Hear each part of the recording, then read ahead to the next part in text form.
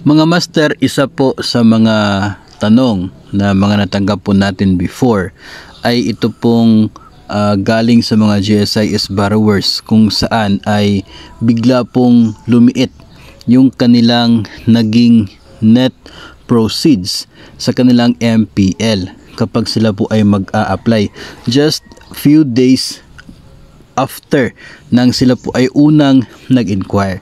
No, kaya sa episode na ito ay pag-usapan po natin ng isa po sa posibleng dahilan. No, hindi ko po sinasabi na ito po talaga yung main reason sa lahat po, kundi pwede na ganito po yung nangyari sa case po ninyo kung bakit biglang lumiit yung inyong naging net proceeds kapag kayo ay nag-apply few days after nang kayo po ay na unang nag-inquire. So ang case na ito mga master, ito po pinapakita ko po sa inyo ay galing po sa isa sa inyo, no, na humingi po ng impormasyon kung bakit biglang lumiit yung net proceeds. Ang case na ito mga master ay 2 buwan pa lamang yung monthly amortization na nabayad doon sa kanya pong MPL. No, ito po ay nangyari August 21. Ito nakikita po ninyo. Ito po yung nakita po niya doon sa kanyang account August 21. No, so kung kapansin-pansin po na after 2 months of payment noong August 21, mayroon siyang net proceeds na nasa 5,000 pesos. Binigyan ko rin ng emphasis itong advance charges na nasa 147.53, which is mamaya pag-usapan natin kung para saan yan at bakit nandyan yung 147 na yan. Tingnan nyo rin po maigi itong 147 kung ano po yung mangyayari nito few days after. 3 days after mga master, ngayon pong August 24, naging 2,700 po yung advance charges at saka yung kanya pong net proceeds ay nagiging 2,400 na lamang sa halip na 5,000 pesos. 3 days lamang yung pagitan. Biglang lumiit yung kaniyang net proceeds kahit wala naman pong nangyari. No, wala naman pong nadagdag sa kanyang loan pero lumiit yung net proceeds. Kapansin-pansin mga master na ito pong advance charges ang naging may kasalanan kung bakit lumiit yung kanyang net proceeds dahil po sa pagtaas ng advance charges from dating nasa 100 plus lamang naging 2,700 na just 3 days after. So ano po yung factor kung bakit tumaas itong advance charges na ito sa kanya pong GSIS MPL deduction if ever siya po ay mag-apply ng loan? Ang pinaka-factor po dyan mga master ay ang petsa ng kanya pong pag-check ng kanyang proceeds sa kanyang application. Ganito po yun. Sa policy po ng GSIS, kapag ang isang loan ay granted until the 23rd of the month, ang monthly amortization ay magsisimula the following month. So noong una po, August 21, nung siya ay nag-inquire, ang kanya pong advance charges ay nasa 100 plus lamang. Bakit po? Kasi yung first amortization ng loan, if tinuloy po niya noong August 21 ay September. So yung advance charges ay interest lamang from August 21 hanggang August 31. So just a matter of 11 days yung interest na ibabawas sa kanyang application noong August 21. Ang problema, dahil po yung kanyang pangalawang pag-inquire ay August 24.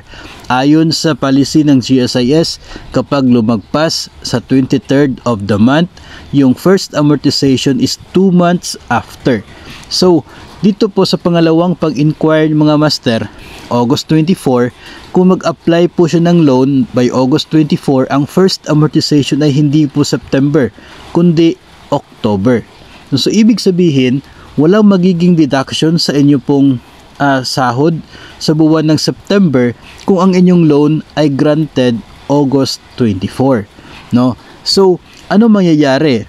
Hindi pwede na magpapautang si GSIS na walang interest. Kaya po, during August 24, mas malaki yung advance charges niya kasi covered po noon from August 24 hanggang September 30 na interest. no? Kaya po lumaki from 100 plus naging 2,700 kasi more than 1 month ang coverage ng kanyang advance na interest na binawas sa kanyang loan application, no? Dahil yung amortization ay sa October pa, no?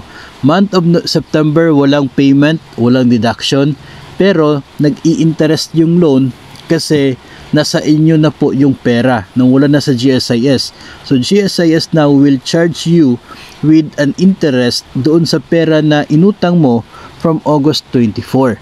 So mas mataas ito naging advance charges. So sabihin po ninyo na lugi. Wala naman pong lugi dyan mga master.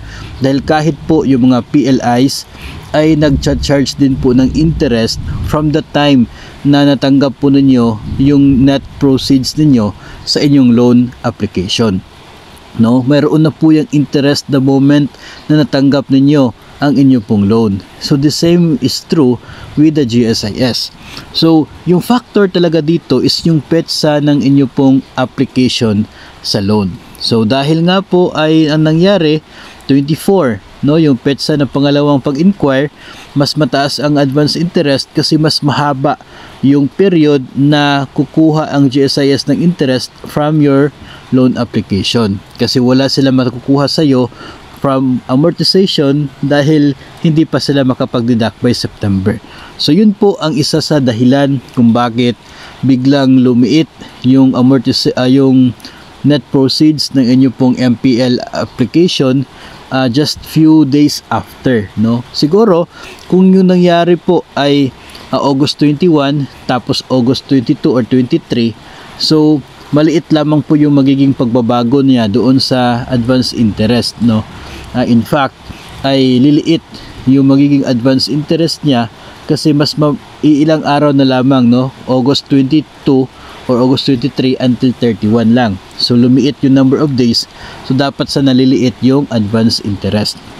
Kung nangyari yung pangalawang inquiry by August 23. Nagkataon kasi na August 24, no, yung amortization ay na-extend ng 1 month, kaya mas na-extend po ng 1 month yung para sa advance interest, yung advance charges na deduction sa inyo pong loan application.